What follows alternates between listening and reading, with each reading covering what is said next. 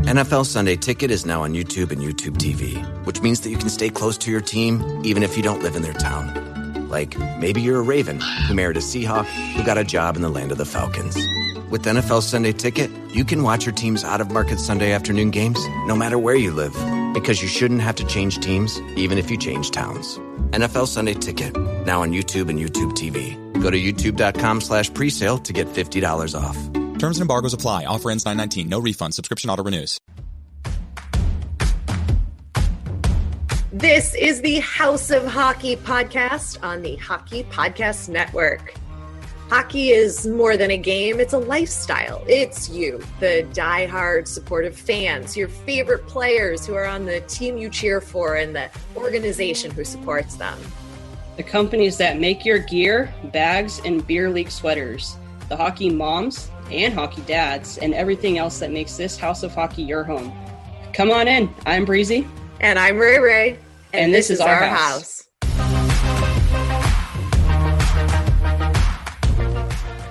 Welcome to the House of Hockey podcast, episode 104, whatever. I'm one of your hosts, Rae Rae. I'm your other host, Breezy. Yeah, it's kind of weird. It kind of is like freeways out in California, right? Do we pronounce it 118 or 405? Should we do it 405 or? Right. What do you do? Right, and you call them freeways. You don't call them highways or expressways. Yeah, we call them freeways here, even though you're not really free on them because there's always traffic, so that's cool. Oh my God. And the other thing is you go by numbers. Growing up in Chicago, they all have a name. Like they're named after a person. So It's like, oh, you take the Kennedy to the Eisenhower, or you take the drive, like you take Lakeshore Drive. Like you don't call it, like they have numbers, but you never would call them numbers. That's so weird. that took a while to get used to. And it's always, oh my God, you've seen that Saturday Night Live skit, right? With the Californians, I think is what it was called, from like several years back. There's like a whole skit when Kristen Wiig was on it, and they would be like, so I took the 4 to the 405, but I got off at La Cienega, and they talk like this, and they like say like 405, whatever. I probably said all the wrong things, but you know what I mean? Oh God, it's so funny. I'll have to send it to you. Yeah, you have to take the 101 to hit the 405, and then you have to take the 5 to the 210. Yeah, it's everything. Right. And I got off at the 2, and I cut through Eagle Rock. I cut through Eagle Rock to avoid the traffic, and I got there in like 50 minutes. And they talk like that, and they all like stare in the mirror. It's like a soap opera. Oh, it's really funny. That's funny. My favorite thing is when someone's like, so how long will it, how far away is like the Staples Center from your house? And I'm like, oh, like 45 minutes. They're like, I'm in miles. And I went, oh, I don't know. We don't go by miles here. No. No, it's time. It's amount of time. It's crazy. Like just driving. I'm out of town, and so I'm doing this from the Sunshine State, of Florida, and I'm here for work. But just driving to the airport from like the hotel to the airport, it takes like the actual amount of time it should take to go 10 miles. Like it's no big deal to go 10 miles here. But in California, like to go 10 miles somewhere, that could take you like an hour. Yeah. It's crazy. It's ridiculous. Speaking of California, what did you just find that you didn't know you had? People are going to be blown away that you had these just like shoved in a box in a drawer in an envelope somewhere in your house. And we're doing like spring cleaning, and you found some autographs? Yeah, we're cleaning up the house. We've done some spring cleaning. I mean, it's no lie that we've been Kings fans for a really long time, and thankfully, my brother went to Tippecanoe quite some time, and I found Tippecanoe tickets from 1991 and 1992. So I was born in 1990, so I was 1 and 2 years old when these things were taking place. So. Granted, I don't remember any of these things, but I did find, for anybody that's watching, 2 autographed Wayne Gretzky cards, like postcards, not like actual cards, and then shoved into one of the Tippecanoe books, like as like a bookmark, were 3 more autographed Wayne Gretzky, like, I don't even know. They're not like postcards. They're like, it looks like you could like fold them and like he like pops out of them. So yeah, so just 5 random Wayne Gretzky autographs just chilling in like a tub inside of a book. Insane. Are those like authentic or are they like replica autographs, do you No, think? they're signed by him. You can actually see like where the Sharpie like actually, yeah, I mean it's you can see the Sharpie of them. And this is in addition to the one I have hanging on my wall. So I thought that was the only one we had. So it's obviously framed, but these I'm like, what? It's in like a flappy little folder Yeah. thing. Can you send me one? I don't have any Wayne Gretzky autographs. How much would you charge me? What are they worth, Breeze? I don't know. I looked it up and I was like, I wonder how much they are worth, but I think the internet lied because I know that Wayne Gretzky does not sign his rookie cards. The only signed rookie card is his daughter has it. And someone said that his signed rookie card just sold for $1.63 million. So I'm pretty sure that's a lie. Yeah. But just a signed Wayne Gretzky photo, I think is like $250. Still pretty cool. I think it just depends on what he signed. I mean, Right. these probably, I don't know how much these are worth because really, I mean, they're priceless to me. So that's all that really matters. But yeah, that's cool. Nice little find, right? I love how you were like, I'm not sending you one. You were like, I'm just going to avoid that question she asked and not send I one to never her. said no. You said how much are they worth, and I gave you what they are worth. Who knows? Do you have a birthday coming up? Oh, that'd be a nice birthday gift. I would frame it and like I put it just with don't my, trust USPS with something like this, so I would have to maybe hand it off to you in person. Keep it yeah. in. That's an expensive shipment if I have to fly out to you. Oh, yeah. That's a very expensive shipment. Also, I mean, what you know when you go to the post office and they're like, "What is the value of the product you're sending?" You would be like, "Priceless." Like, Yes. no, no price on a Wayne Gretzky autograph. Yeah. Sorry. No, I'm sorry. It might have a price tag to it, but to me, I mean, when am I ever going to get one? The fact that, you find it and you have it, you can't replace them. So No, priceless. I like it. Priceless, ageless, something I thought about today while I was getting ready this morning. I and birthdays, and you have a birthday coming up soon, but I was like doing my TV makeup and my hair, and I thought I had like a piece of hair on my forehead. Like, a random, like, loose hair or something was like in my face, and I was going like this to try and move it. Uh-huh. It's a wrinkle, Brizzy. It's a wrinkle on my forehead. Um, I went, where the fuck did that come from? When did that get there? Showed up So, overnight. It's on vacation with you. my God, I'm like, gotta get back to the Botox stat. If this is happening now, I'm trying not to move my forehead anymore. I'm trying not to laugh too hard. I'm trying not to cry anymore because, like, all of that causes wrinkles. And Yeah. I'm like, this is just not going to do. Like, this is not going to work. This is not happening. We need to fix this. So I don't know if that's happened to you at any point where, like, all of a sudden you just were like, realized, oh shit, that's a full on like line in my forehead. That wasn't there before. Like until that moment happens to you, Breezy, oh God, it's like it's only the start too. Like, just no. I And don't, this is probably weird for me to say, but I think it's just me, like how I am, but like I don't pay attention to certain things like that. Like what I notice is my knee hurts really bad nowadays. And it's only one knee. And I was like talking to my sister, I was like, I think I need to go to a chiropractor. Like, I think one leg is longer than the other. And like we measure, I have one leg longer than the other. So I'm like self-diagnosing my knee pain.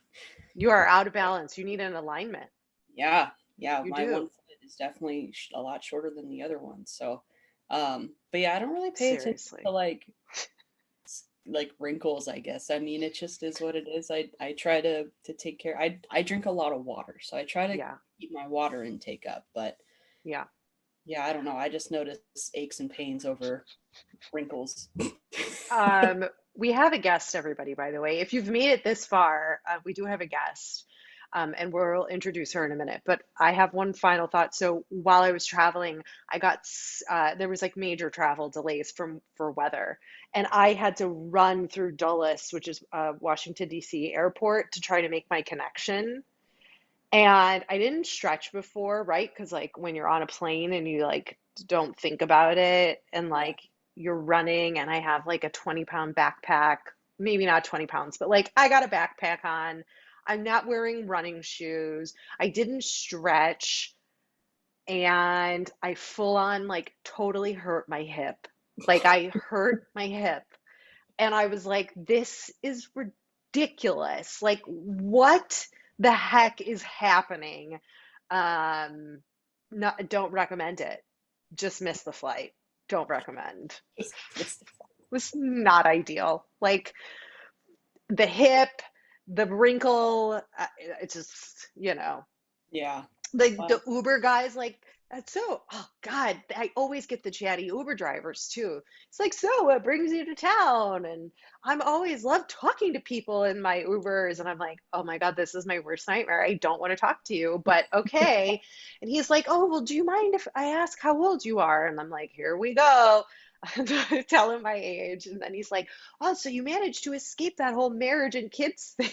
It's like, well, I don't know if like escaping it is the right word. Maybe just haven't found it is the more like it. But yeah. okay. So now he's like, oh, this old spinster, she escaped marriage and kids, and now my hip hurts and I got a wrinkle in my forehead. It's just like I don't think I gotta turn this around. Oh, and so a kid in the elevator called me ma'am. What floor, ma'am? I was like, oh no, it's just this like all of these people are telling me I'm old. Oh no. you know. Well, you're not old, if that makes you feel better. You look Thanks. great. You look great. Thanks. It's helping tremendously. Thank you. You know what is helping me is the Heritage Classic, which is happening as we're recording. But I am absolutely obsessed with these team trends where they wear themed outfits like Yeah. into the game instead of their suits. I wonder if they're allowed to do that because these are like specialty games and they aren't required. I love this. Like, I think this is so fun. Yeah. And so, if you guys haven't seen this, but the Maple Leafs came clad in hard hats and bright orange, like construction jumpsuits, and like Tim Hortons coffee, because it was like a nod to the place where they're playing.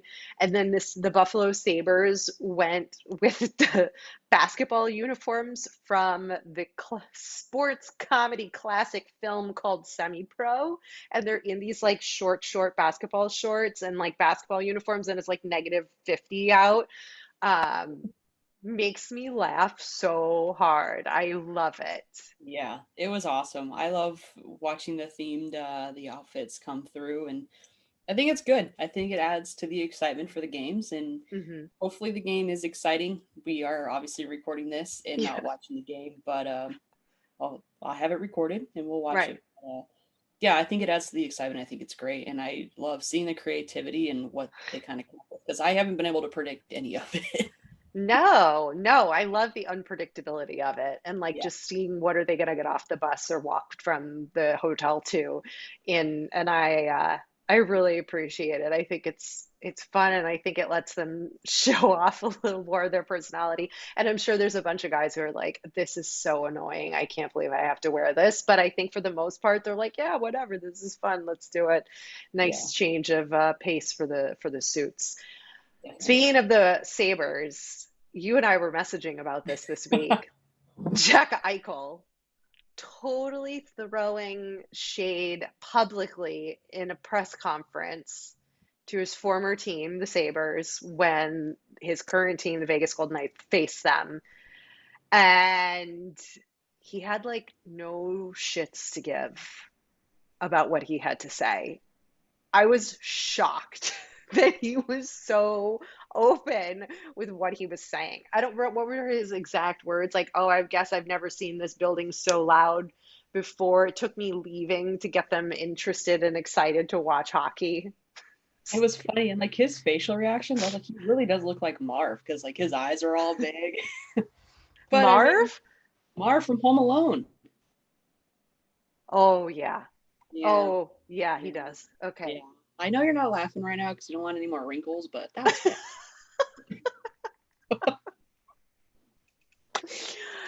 I just need Oh, to go back and start freezing my forehead more regularly. I can't let this much time pass. It's no. problematic.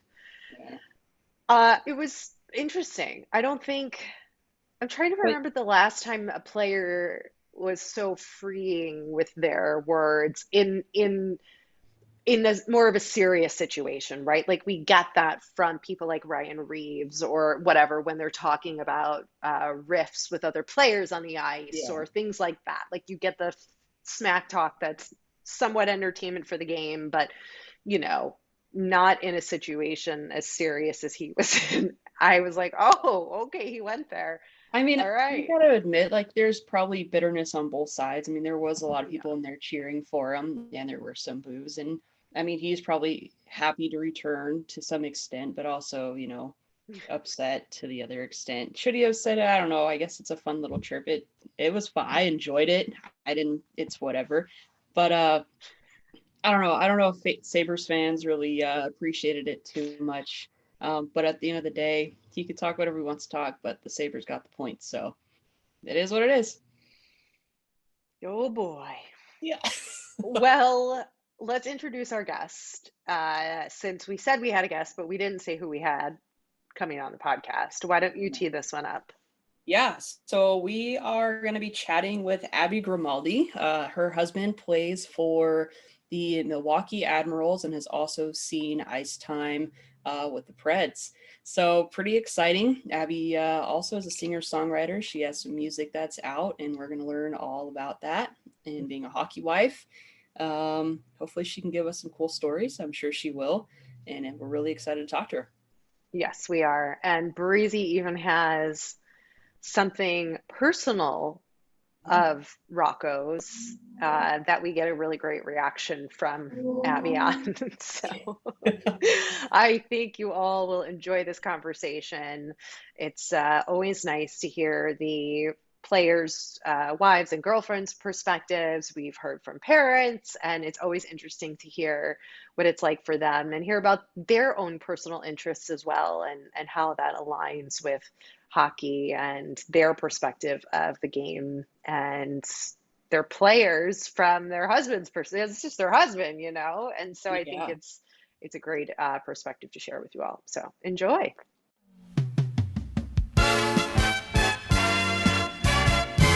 This week's episode of the House of Hockey podcast is brought to you by the NHL season has been packed with dirty dangles, hat tricks, and big wins. As the action rolls on, DraftKings Sportsbook, an official sports betting partner of the NHL, has your shot to win big too. New customers can bet just $1 on any team and get $150 in free bets if they win. That's right, a bump in the win column for your team means free bets for you. If Sportsbook isn't available in your state yet, you still have a shot to light the lamp.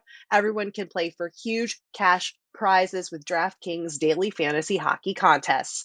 DraftKings is giving all new customers a free shot at millions of dollars in total prizes with their first deposit.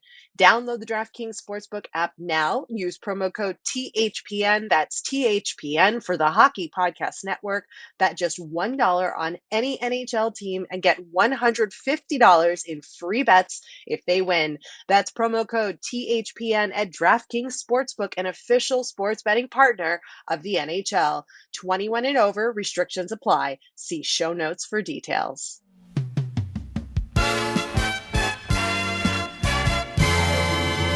All right, Abby, thanks for coming and joining us. We kind of gave you a little pep talk before we joined on live here. So everyone wants to hear from you now. So can you give us a little time lapse of how you got into music and how you became a hockey fan? Then we'll take it on from there. Sure. Yeah. Thanks so much for having me. Glad to be here in the House of Hockey. I identify as my home is the House of Hockey. So I was Nailed it. You nailed it. So I was born and raised in North Dakota, and my parents were actually accountants. So not a lot of hockey there, but we loved music. And because we were from North Dakota, we loved watching hockey. My grandma, actually, I would probably consider her the biggest hockey fan of anyone that I know. She knows the game. She gets excited. It's fun. Who did you cheer for in North Dakota? Who's your NHL team? We don't have an NHL team. The closest would be the Minnesota Wild. I guess technically the Winnipeg Jets. But when I tell you that we have a fan base equivalent at our local college, I'm serious. University of North Dakota, men's hockey, like big fan base. So that's what I grew up watching, and high school state hockey. The high school I attended, and then the local rival, that was always a really big deal. Kids would get days off of school so they could attend these games. So definitely came from like a hockey culture, but I did not have any brothers. So it was just kind of like had, cousins that played and just part of that. But yeah, here I am now. Here you are now. And those games get wild out there. Yeah. Very passionate fans. So how did your grandma get into that? I know we're going kind of like to another place here, but how did your grandma get into hockey? That's a good question. I will say, I think I'm a 4th generation North Dakotan. Before that, my ancestors immigrated hers were from Germany and Norway.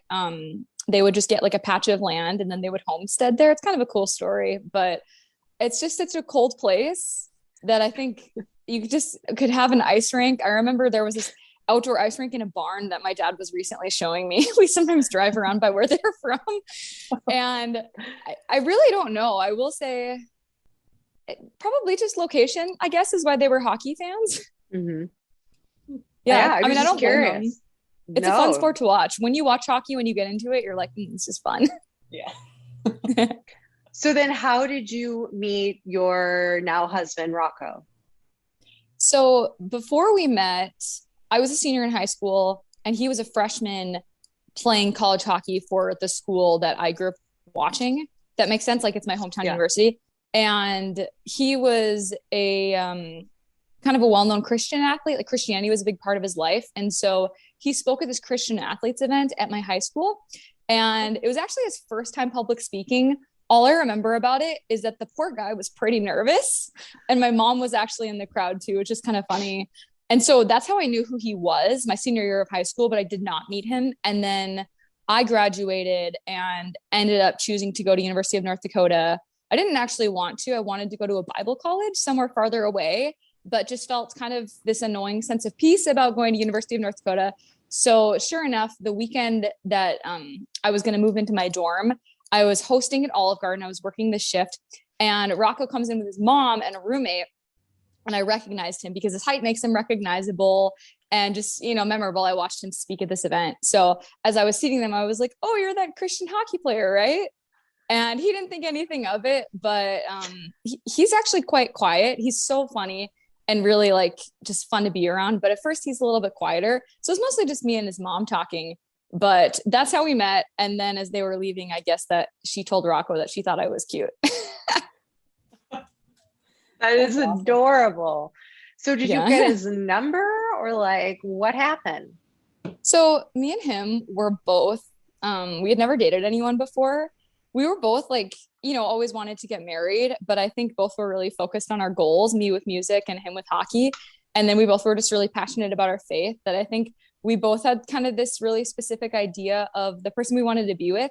And we were okay with being patient for that. So for whatever reason, I always just kind of tiptoed. Like, anytime I meet an option, I'd kind of be like, oh, do they have this in common with me or this in common with me? I had some really important things that I wanted to match up on. And so we actually, how did we? So we met each other, and then probably a week later, we saw each other at the college ministry.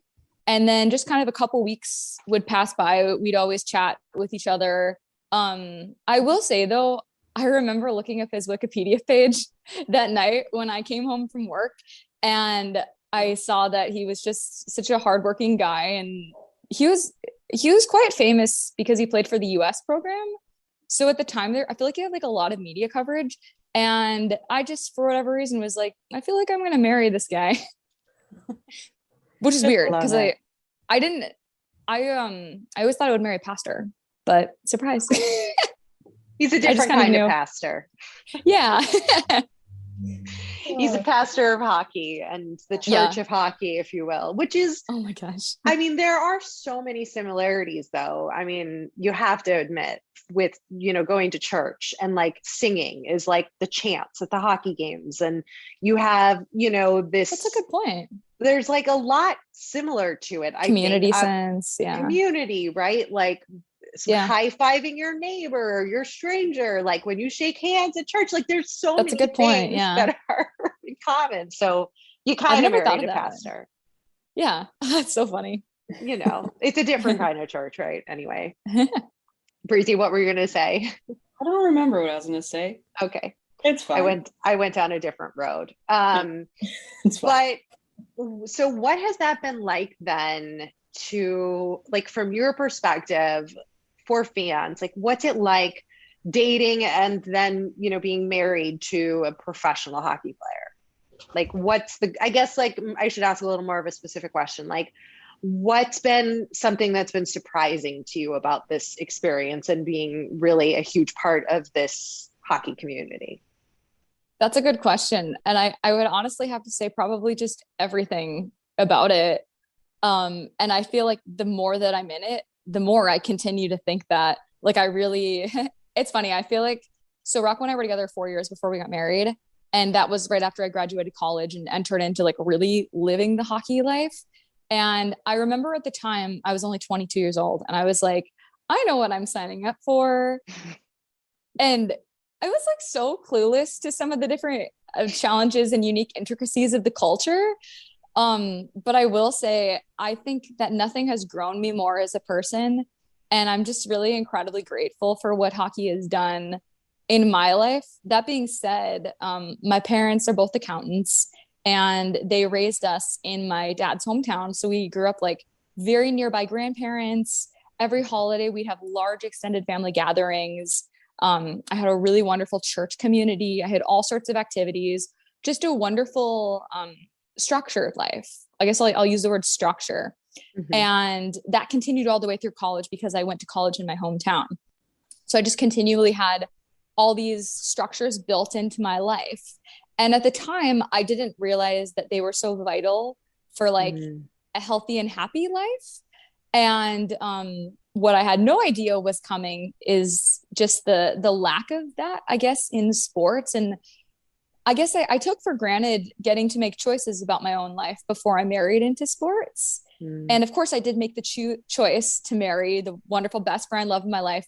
But with that has come a lot more sacrifice, lack of choice, and just other factors that I just had no idea were coming.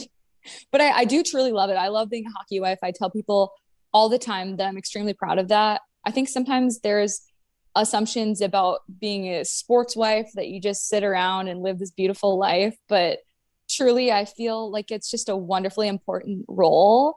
And even just making meals for my husband, keeping a clean home for him, attending games. I feel like it's a responsibility for me to understand the game. So even though I grew up watching it, I really feel like I'm kind of a student. Like every game, I really want to pay attention so that I can understand like his style of play, so that I can like be emotionally supportive and have like, a reasonable opinion post game. Like, oh, I think he'd be disappointed because that was a bad goal, or this was, that kind of thing. So yeah, it's been a total learning curve. It was nothing that I was raised in other than simply watching hockey. And it's my life now in a very consuming way, and it comes with good and bad, but yeah, that's the hockey life. Yeah, for sure. And I mean, it's cool too, because you are doing your own career in music as well. And so I could see how it would be hard for you to trying to be, the wife, like the supportive wife of your husband, but also, trying to chase after your dreams, but at the same time, and you guys are traveling in different areas at one time, but like also wanting to spend time with just your husband. And I mean, I know it's tough on families and whatnot. I know the fans appreciate it because we get to enjoy, the players, but it's definitely got to be tough. And it's cool to hear from your side of, point of view is definitely. Yeah, I think the number one word that I would use to describe significant others of athletes is definitely independent. And if you're not independent coming into it, that's gonna be the thing that you become. I am grateful to say that I feel like I was quite independent before we met. My mom stayed home with my sister and I. She also was an accountant, but she made the choice to stay home with us. And so my dad's career was more time demanding. And it was the three of us for a lot of different things. And obviously, my dad has been very present in my life, but I grew up with a very independent mom. She was very hands on. She always knew how to just even handy stuff around the house. She knew how to fix things. And I feel like the more we go in this direction of when husband's on the road, there's things you have to figure out. And I'm proud of myself for that. If there's one thing that I could like post a PSA just in support of like fellow hockey wives out there, just for all the fans to see, it would be, you guys should be really proud of these women, because not only do they, have the honor of supporting someone they love in a special career that's obviously comes with a lot of exciting moments, but also they're so independent and they know how to stand on their own 2 feet. And I think that it's just really admirable. 100,000,000%. That's such a great perspective that I think fans don't always think of or, think about when they see you at the game or they see the family section, where the wives and the girlfriends are. And I don't think they look at it and think that. And I think that's a really important piece that fans should be aware of. Have you found the community that you maybe didn't, you were talking about how you are away from your family, your network, your support system. Have you found your own sort of support system in the hockey community among the other players' wives or friends in cities? Like, have you been able to recreate or create a different version of that for yourself? Yeah, I think we always have this idea in our head of what the perfect life setup would be. And I think we're always kind of a work in progress in that area. Whether it be you're hoping to have more, work connections or more friendships or more this or more that or more settling. And I guess I think, yes, mostly I have done that. But I will say, I feel like with the nature of what we're doing, I think I'm just always changing so much that I feel like it is kind of a revolving door depending on where you play and where you go. And there is kind of this tendency sometimes to feel like you're 1 foot in, 1 foot out, if that makes sense. I would say my strongest relationships are my mom, my sister, and my dad, which will be always a constant, obviously, with the family. And then my 2 closest friends, one is from high school. I worked at a Bible camp with her. And the other is from college. And she's our unofficial third wheel because she was around when Rocco and I started dating. And so it's kind of a special connection. But then yes, I do agree. What I will say is that it's like, I don't know if you've ever thought of Instagram this way. It's like we like collect people from different places in life and we see pieces of them. And that's how I feel that hockey wife culture is, because you could literally be on a same team with someone for like 2 weeks, but all of a sudden you're like friends with them forever. And some of them you may not keep in as close a touch with, but other ones, even if let's say you're not even seeing each other, you can really like have this wonderful like mutual understanding and support level. And so yeah, it's kind of hard to describe, but it's cool. There's like such a mixture of opportunities there.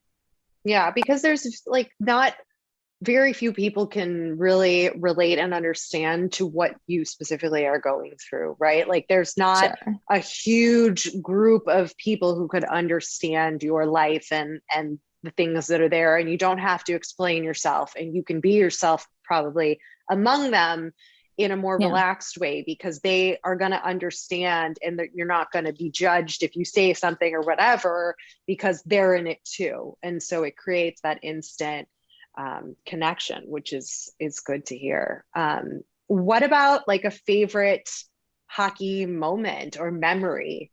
Do you have what? I would say it should be with Rocco. Like not like outside, not pre-Rocco. Yep. Not with grandma. We already established that. You've had amazing moments with grandma, but what about with Rocco? Getting ice cream at the games, losing my voice with grandma. Yeah, I was thinking about that. There was, so when Rocco first was with Nashville, he was in and out of the lineup a little bit because it was a really established team. Like they had just gone to the Stanley Cup finals recently. And I remember he was out of the lineup towards the end of the season for a few games. And so he missed the first playoff game. And this would have been maybe 3 years ago. But then for whatever reason, he even actually had to go in early for the early pregame skate because for game 2, he was not going to play. And then all of a sudden he did get to play. So it's kind of mixed emotions. You're like, oh, this is so exciting. But also like, oh no, like he's going to be so tired. He was just skating. Like he had to get up at like 7 a.m. kind of thing. So he goes out there and he scores in the first period. And it's like, it was just really amazing. And then he scored the third game and then he scored the fifth game. So he got like 3 goals in the series. It was really exciting. Just felt like a real victory. He had been up and down in the minors for a few years before that. And so it was just really a moment. And one thing I will never take for granted, I guess I will connect to, he got a 4-point game or a 4-goal game about a year ago. It was really exciting. And do you know Breezy is a fan of the Predators, right? Oh, okay. You are? Okay. Were you there? Yeah. Rocco is, that night that he got 4 goals, I screamed. I like cried. I was so happy. Yes. And it's because so it was like 2 years ago.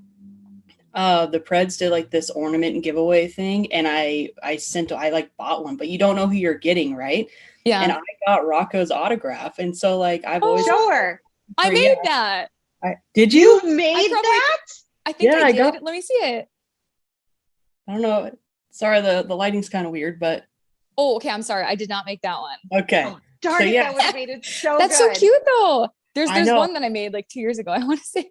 That's so funny. But like, so I got this and then he had a 4-goal game and I was like, oh my God, this guy is, so. It was special. Yeah. So what I was going to say is that these sorry, moments I didn't mean to interrupt you. I felt like it was probably important to mention that Breezy is a Predators fan. I love that. She's also, wait for it, there's a few more teams. Leafs, and I like to give her shit for this. Leafs and LA Kings. And I'm just a one team kind of girl. I'm Blackhawks. So now you can can continue so you have a little perspective. That's fabulous. She's like so excited and reactive to the 4-game goal. Like I remember that. I love that. It's like I was watching that game. That was such an amazing night. He got the hat trick like really fast. Like it was the fastest hat trick in Preds history because it was like first period really fast. And then I don't know why, but I remember thinking like he was getting so many other hot scoring chances. I was like, obviously he's going to be excited about getting a hat trick, but I think it would be really cool if he got another one. And then he got a 4th goal in the 3rd period and it was just like so exciting. But okay, so what I was going to say with that is that Rocco has wonderfully involved parents that were in attendance for every single game of his childhood. Like, you know how hockey parents are. And now as a wife, I hold it as like an honor and responsibility to be in attendance for those moments because I can't help but think to myself, you never know when something like that's going to happen in a game. Like you show up for any game, not knowing what you're going to get. And there's a risk that you could miss the greatest night of his career, like the happiest moment of all time. And so just being in attendance for those playoff goals and just different stuff like this, it's really neat. And I just feel so grateful to be there because of the thousands of fans he's got, of the hundreds of friends and family members that he has that watch these games on TV. And, they're not missing a game. I think to myself, like, what an honor it is that I, on behalf of all of these people, get to be in attendance and share these moments with him. I remember after that 4-goal game, he's never done this before, when they're all kind of nodding the goalie at the end of the game to celebrate the win. He like put a stick up to salute me because he knew where I was sitting. And it was just really special because he's never done that before. And it was just one of those like, you and me, buddy. Yeah. I just got the chills. That just gave me like the goosebumps. That's so sweet. I mean, that's what it's about, right? You've made this commitment, not just to him as a person and your relationship together, but this is like a very specific period of time of your life with him being able to have this incredible career and play in the NHL, in the AHL, like on these major stages that, it's not everybody gets to experience that. So to soak in every single moment, like you're saying, is just like, it makes sense if you can, if you can do it and you can get to the games, like That's gotta be, I mean, every moment of that is so precious, you know? Yep. And I feel like we waited so long for him to have those NHL moments that I've always kind of I've always kind of taken some reverence with them. And like you said, you never know how long they will play. I've always said that like if he wants to play through his 40s, like I am there. Yeah. Like I'm so on board. I love watching him play. I love supporting that. I am so ready to do that. But there's just so many factors that you never know. And so if there's anything that I feel like I've done right as a hockey wife, I think it's that I definitely have a really strong appreciation for just the different things about it. Absolutely. And that's all you can do. I mean, you're doing a good job. So Thanks. Yeah. oh man. But yeah, let's hear about your music career. I mean, I'm super excited you have a new song being released this week, is it? Yep, Friday, March 18th. Awesome. Exciting. Can you give us any insights of what the song is, what it's about? Yep. Yeah. So it's called Better Off. Yeah. So it's called Better Off. I wrote it last spring. And ironically, I wrote it with a guy named Tommy from Sweden that actually loves hockey. He's from Sweden. Of course. But like he literally moved his family from Sweden to Nashville to do music. And he made the right choice because he's like phenomenally talented. He's crushing it. Really, really successful in the Christian music industry. So we wrote it together, and it is funny. I feel like anyone that's not in Christian music, they typically are writing about their love life because that's just kind of a popular topic for like country music or like pop music. I always say that I've never had a breakup. So like it's like the range of experience that I have to write about our relationship, for instance, is like I wrote a song called Home about our marriage that I released over the summer. And that was a natural story for me. But other than that, truly what draws my inspiration is what monopolizes most of my life, which is hockey. And just the ups and downs in that and how they've grown me, especially as a person of faith. Like I feel like, you know how they say like our bodies like every year the cells regenerate, if that makes sense. I feel like that happens to me like every 3 months. Like all the trials of life, they just wash me clean. I'm just a new person. And so Better Off was inspired by the thought that so much is out of our control, and you can like do all the right things but still not always get the best results, and you never know what you're going to get in this life. But ultimately God can use any of those outcomes to make us better people. And if anything, that is encouraging to me. Yeah. There's some sort of like reason for the challenging moments, is to teach us something or show us something about ourselves or someone else. And it can be. So that's what it's about. I just pray that I can use all these lessons that I've learned in music and in hockey and just my own journey to help other people. That's always been a dream of mine, because to be honest, I've experienced a lot of pain and just, hard moments. I think we all have in life, right? Like, there's just a range of emotions that we experience. Like sometimes you're having the most wonderful day of your life. Other times you're in a really difficult season where things just get heavier, and you learn to push through in those times, and you really like get some grit, which I think is actually a blessing in disguise. And that's what this song is really about, is those times where life is tough. But instead of like just having it all for lost and all for nothing, I think there's so much value in remembering that it truly can be better off. And I will say too, I think acting with integrity and doing the right thing is something I've always been so passionate about, because I really believe that even if we can't always control the opportunities we get or like how far we go, I know that as a musician, it is my God-given opportunity to pursue my gifts and to give them everything that I've got and to honor that. And I marry someone that really mirrors that in his sport. Like you should see him in off season. He makes all these graphics, and he'll study goals of different players. He'll study himself, and then he's on the ice doing stuff. And I just think, like you never know what will happen in any given season. But I think the way that we prepare for it and the way that we do all the right things, even if we don't always get exactly as expected, we're always better off for investing and for doing the right things. And even just in the clean conscience, I feel like just honoring everyone in your life living with integrity and doing the right thing, there's so much value in that. And I know that regardless of how other people treat us or what our outcomes may be, if we're honoring God and walking in the way that he's calling us to walk, we will definitely always be better off. For sure. Breezy and I talk about it all the time here about like, it doesn't cost anything just to be nice. Like that we've said that. I think Breezy, you've said that multiple times in regards to like whatever topics we've covered under the hockey umbrella, you know, and living in your passion is, you know, is a gift, and it's a blessing, like you're saying, for sure, to be able to do what you love and share it with other people. There was something else I was going to say on a less serious note.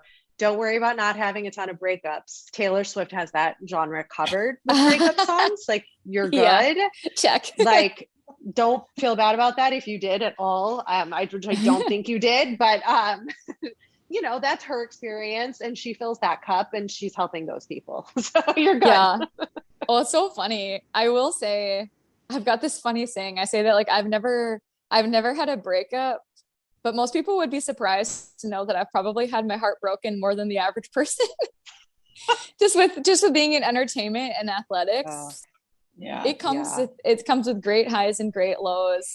And if anything, I just think if I could just use those experiences to make myself more empathetic and stronger, and if I could just use that to be all that God's created me to be, that's really a dream. And then I will say, I am a go-getter. I'm married to a go-getter. You always have these like things you want to achieve, but really, I hope this encourages you guys, whatever our dreams are, whatever our gifts are, I think what truly makes us feel most alive is living in service to God and others.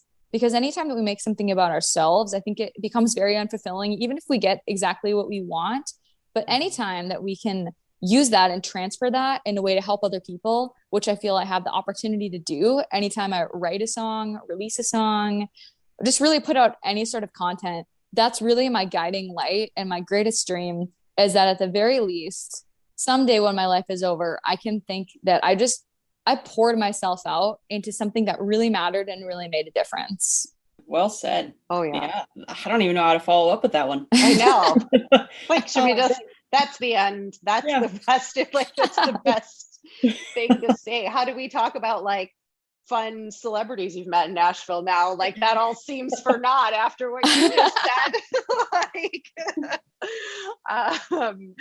But I guess, is there anybody in like being in Nashville? Wait, I need like a timeline here. So when were you always going back and forth to Nashville doing music, no matter where Rocco was before getting to the Preds? This is a great story, actually. So I grew up playing classical piano, ballet, all the dance styles, violin, singing. I was always classical trained, but I also was like leading worship and writing just like non-classical type stuff on the side, like about my life or about my friends or whatever. And then I felt really called to music and ministry as a teenager. But I felt this annoying sense of peace about going to my local university, which was just a public university. Like, it wasn't a private Christian school. So while I was at college, I was leading worship, but I was actually getting like a classical music degree. So I actually have a music education degree, like K through 12. I was originally a piano and voice scholarship, but then I decided just to do voice to focus on that. So I was like classically trained, singing in all the different languages. And then we got married right after that. I will add in I feel like this is an important piece of my life. I was in pageants in college, and it was the Miss America system. So it was like scholarship service based and performing. And that was my sport. Like, I didn't do sports, but I did pageants and dance. That was so my sport. And with that is when I really feel like I started to come into my own with like, what is my life story? What's my message? What's my, like, what do I want to do? And so then I graduated college, got married to Rocco a month later, and then packed 3 suitcases. We moved to LA for the summer, and we moved like 16 times in 5 years. It's been really crazy. But the first That's a 2 years we lot. were married, it was a lot. The first 2 years we were married, we were mostly in San Antonio, and it was the first time in my life that I kind of felt purposeless. I was really busy, and I always had all these wins and successes and just different things I was doing through high school and college. I was always in performing arts. So it was like, have this opportunity, audition for this. And then I taught some fitness classes our first couple years married, but I didn't really have anything going for me being an artist. I mean, I was always writing. I kid you not, I would spend 3 hours a lot of days working on vocals. Like I was putting in the hours, but I didn't have the right connections in place to do the artist thing. And so I was patient.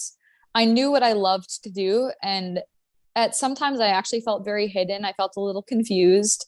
And I loved being a wife, Rocco, when I had the happiest marriage, but it was a little bit depressing, particularly the second year, because there just wasn't a lot for me. And when you're like 23 and you go from doing all this stuff to doing nothing, you kind of feel like your life is over. You're like, wow, have I peaked? Like, is that it?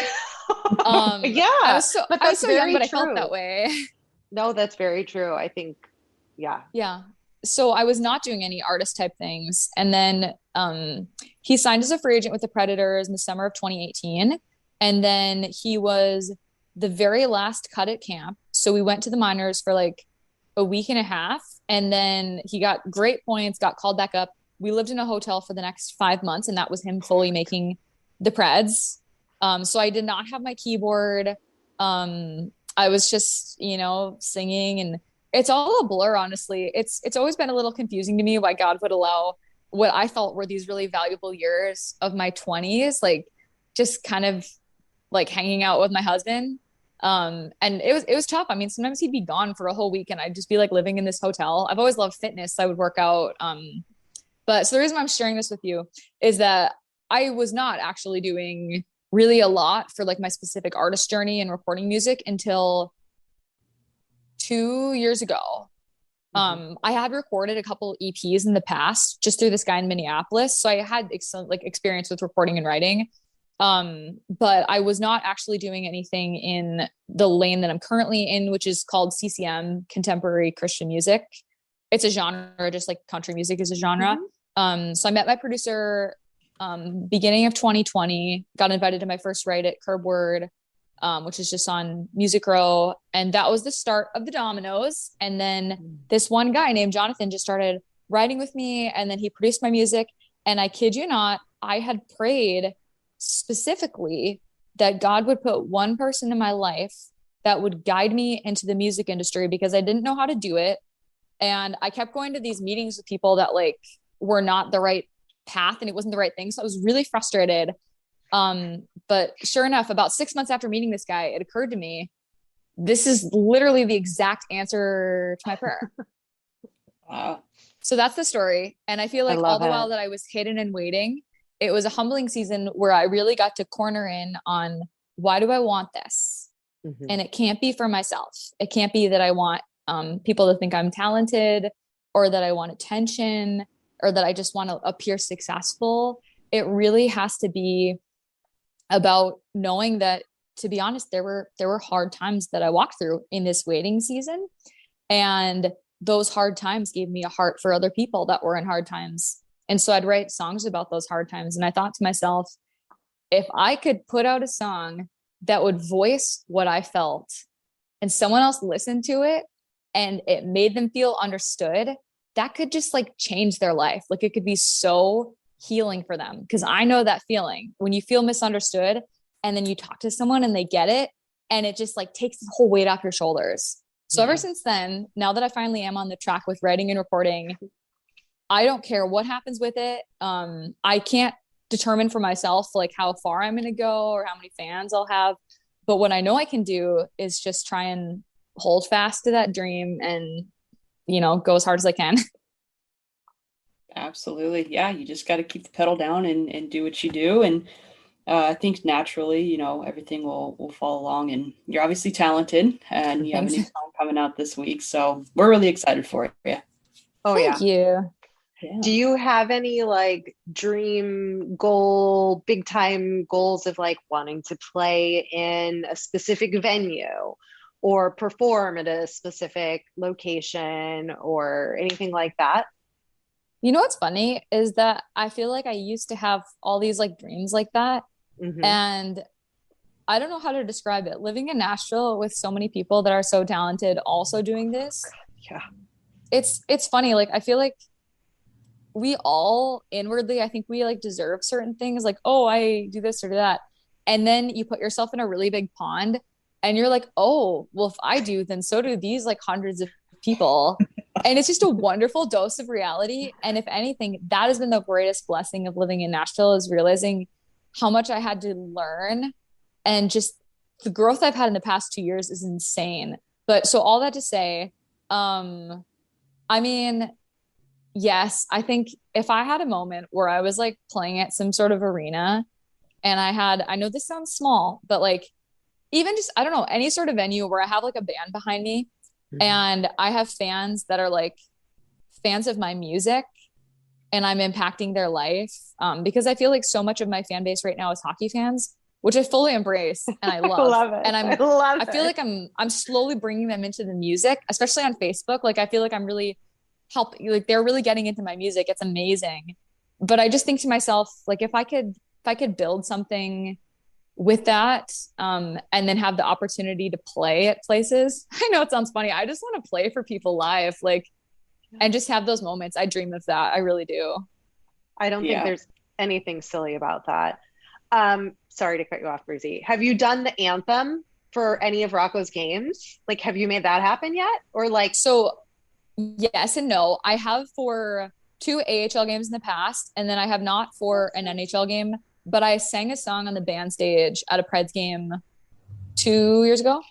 Actually, like right before COVID hit. It was literally like my last hurrah and then just bye-bye.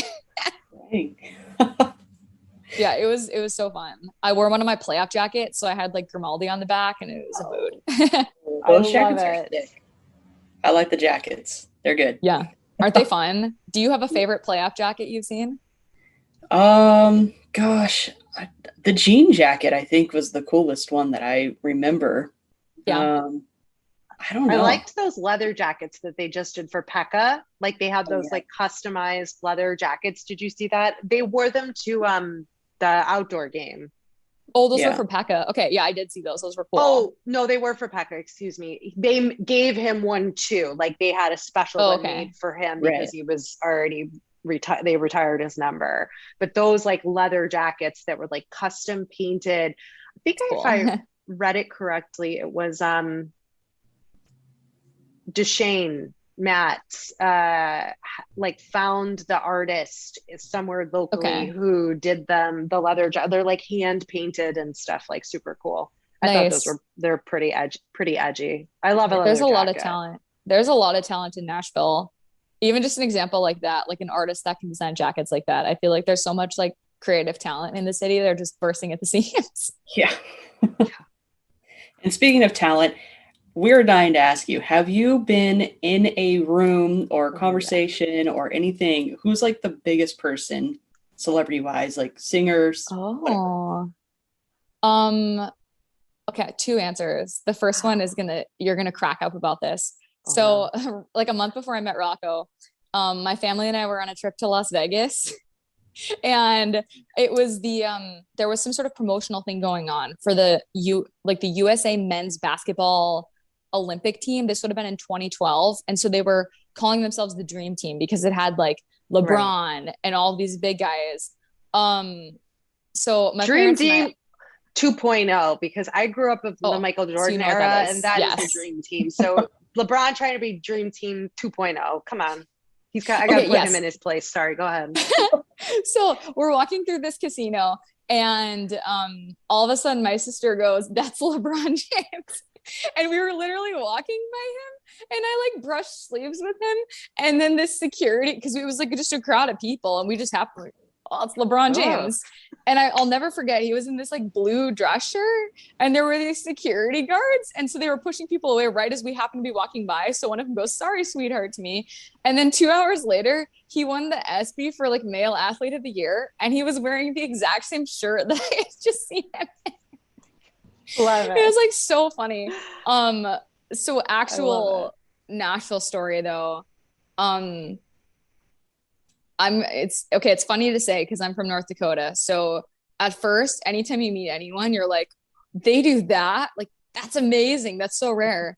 And I'm not going to play too cool for school. Okay. I always feel that way. I think some people pretend that it's not cool. And I'm like, stop it. Like, we know it's cool. Yes. Who would be this? So this is one that's actually a Christian songwriter. Her husband actually goes golfing with my husband sometimes. So they've become friends. Carrie Job was like the biggest CCM artist of my era. Well, one of them, I guess, when I was in high school. And she was like the female voice that I looked to. And I thought to myself, like, I could do that. And so then all of a sudden, Cody Carnes, who also is a very successful musician, is a huge Preds fan. And then all of a sudden he's like at a game and we're like talking and we like bring him to the locker room. And then I finally got to meet his wife and I was just like very starstruck by it. I unfortunately can't say that I've met like Taylor Swift or someone like that because I think I would like freak out, but maybe someday. If you do, you'll be like, thank God you wrote all those breakup songs because I don't have any. You know what's funny though? She's actually one of the biggest influences for my music. Like the way that I love Taylor Swift. That is not a dig. Her. I love her. That is not I'm not throwing shade. Just setting the record. I think that she's brilliant as a businesswoman. And so so I am an independent artist. I'm not with a label. I don't have a management team. I'm definitely open to whatever doors are open down the road. But for now, I actually do pretty much everything on my own. And with that means that I have to make every choice about everything. Mm-hmm. And in general, I feel like I was born for that. Like I've come to like I feel like I'm like a fish to water with anything that I've come into with music. Like I feel ready for it. But at the same hand, I'm like a younger sibling, like a baby of the family. And so I actually just love it when other people make choices. Like, where do you want to eat? Like, I'll go there. So doing music has been a little bit overwhelming in that aspect. Like whether I'm choosing my cover art design or choosing who to take my photos or doing this or that. And really one of the phrases that I always say is like, what would Taylor Swift do? That is awesome. WWTS instead. Yeah, seriously. I love that. That's awesome. But Britney Spears will always be number one in my book though, because that's like my time. She is my like ultimate. I wanted to be her. Rocco and I are really into Britney right now, actually. One of his favorite pregame songs right now is Hit Me Baby One More Time. No, and he you're told me joking. No, he loves it. Okay, that's one thing you should know about Rocco, actually. He is like, he's literally my dream companion. I remember when we first started dating, I was like, we're so compatible on like our Christianity and our work ethic and stuff. I didn't know that we were compatible in all these other wonderful areas. The kid loves High School Musical. He loved like all my favorite Disney shows. He's just like a delight to live with because like I loved the Jonas Brothers, but he wasn't really into him. He didn't get it. I took him to the Jonas Brothers concert 2 years ago. His top artists on Spotify were Nick Jonas and the Jonas Brothers.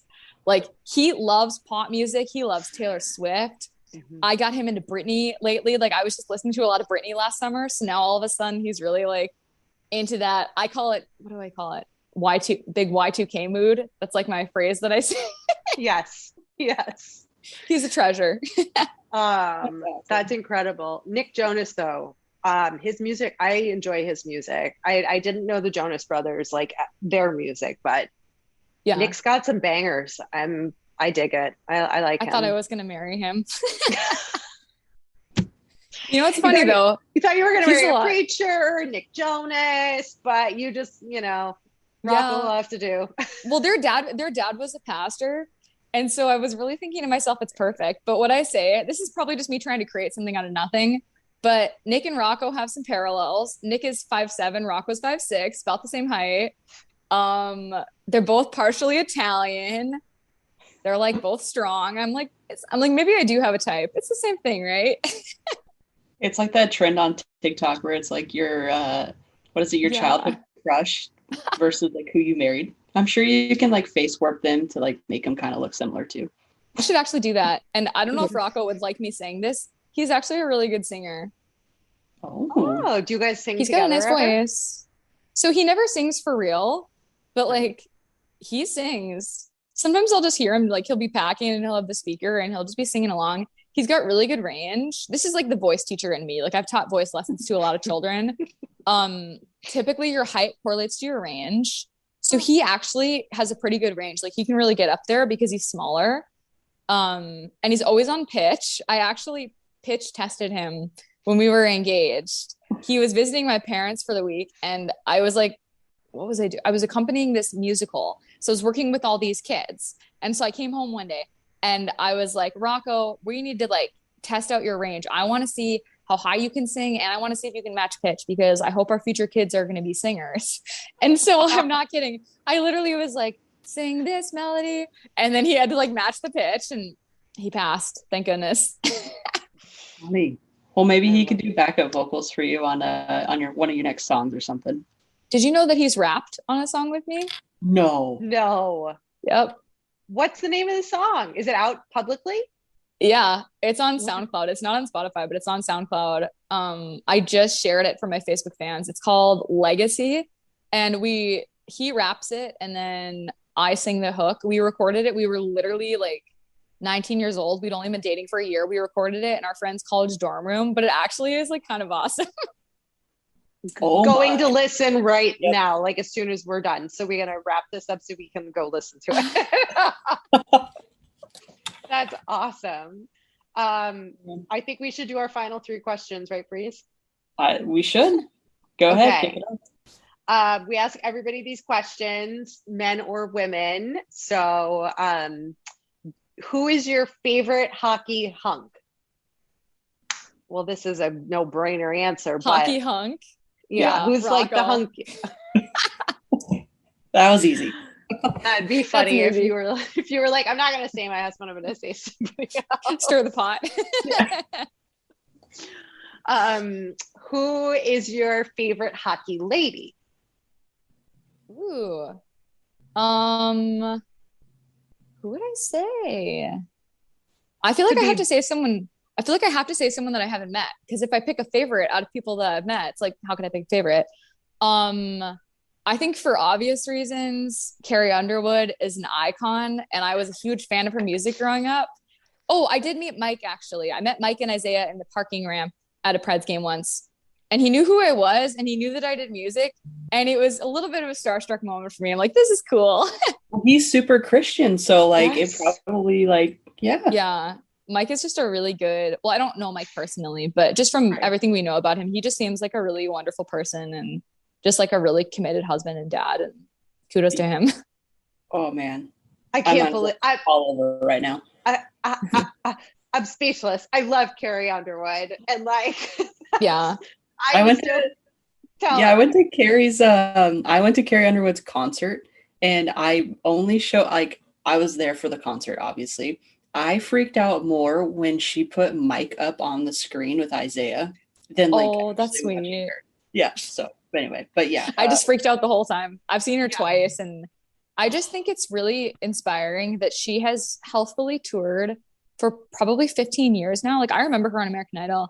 She was fresh out of college, you know, and I feel like it's just so admirable that she has been healthfully touring for 10, 15 years. Mm-hmm. And she's, you know, stayed down to earth. She stayed with her work and had like a healthy family dynamic. I just like really admire that. Yeah. Oh, yeah. Sure. Okay. Yeah. The last question. Do you have a Sidney Crosby story? Yeah. So when we were in college, we were dating at the time. So he would always like come to school in North Dakota, but then in the summers he would train in LA. This is where his family is from. So he'd train at the Kings facility. And so it's like a variety of different NHL guys from different teams. And he was still like college at the time. There was one day that I think that he knew Sidney Crosby was going to be there. Maybe he didn't. His parents would actually come watch him a lot just for fun because they're both retired. And I just remember he was obviously a huge fan of Sidney Crosby because the guy's incredible. And Rocco got to train with him, and his parents were there. So they were like, can you just get a picture with him? And so there's a really nice picture of him with Sidney. And just, yeah, so I do have a Sidney Crosby story, I guess. I That love is so it. cool. I love it. Yeah, it's kind of a fun memory. Absolutely. Well, awesome. Thank you so much for coming on. Can you tell anybody and everybody where they can follow you, find your music, stream your music, support you, support Rocco?